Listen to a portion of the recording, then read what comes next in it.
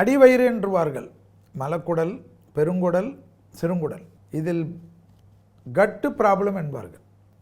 அந்த கட்டு ப்ராப்ளம் வருமா ரிஷபத்துக்கு? அது ஒன்று தான் மைனஸ். அதனால் மனக்குழப்பம், டிப்ரெஷன், ஆங்ஸைட்டின்லாம் சொல்லுவாங்கள்ல.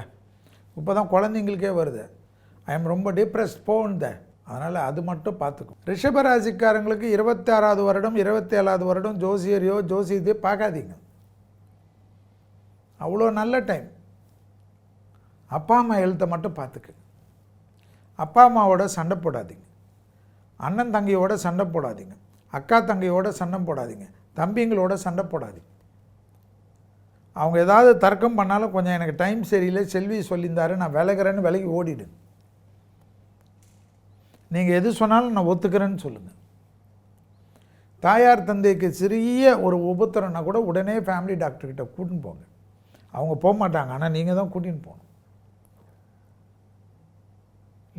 ஈமோகுளோபின் ரத்தத்தில் பரவக்கூடிய நோய் உபத்திரங்கள் எல்லாம் கொஞ்சம் பார்த்துக்கணும் ரிஷபம். லேடிஸ்க்கு தான் ஹார்மோன்ஸ் ரொம்ப தொந்தரவு பண்ணிட்டோம். அதை கொஞ்சம் கவனமாக பார்த்துக்கு. துர்க்கை கவசத்தை பிடிச்சிக்குங்க. மே மாதம் 14ஆம் தேதியிலேருந்து கல்யாணம், குழந்தை, சந்தோஷம், தாய் வழி உறவு, தந்தை வழி உறவு, லாபம், அனுகூலம், வண்டி வாகன மாற்றங்கள், வீடு கட்டுறது, நிலம் கட்டுறது, விவசாய நிலம் வாங்கிறது, கால்நடை வாங்கிறது,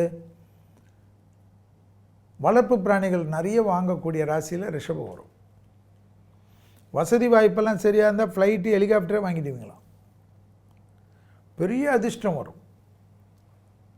நினைத்து பார்க்காத தைரியம் வரும். தன்னம்பிக்கை வரும். எதிர்பார்க்காத அதிர்ஷ்டத்தை அதிகமாக பெறக்கூடிய ராசிக்காரர்கள் யார்? ரிஷபம். நீங்கள் நினச்சி பார்க்க முடியாத அளவுக்கு நல்லது நடக்கும். சுக்கிரன் தான் உங்களுக்கு அதிபதி. ஆனால் சனி உங்களுக்கு 11ஆம் இடத்தில் அடுத்த 2 ஆண்டுகள் இருந்து, மகனே உனக்கு நான் எல்லாத்துக்கும் தயாராக இருக்கிறேன், அதை அனுபவித்துக்கொள் என்று சொல்கிறார். அதை அனுபவித்து கொள்ள வேண்டியது உங்களுடைய பொறுப்பு.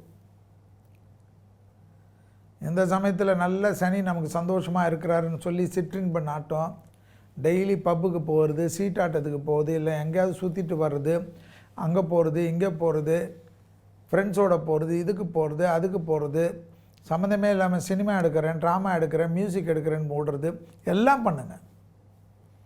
ஆனால் சிறிது நேரமாக ஸ்ப்ளிட் பண்ணுங்கள். என்டர்டெயின்மெண்ட் இல்லாத வாழக்கூடாது.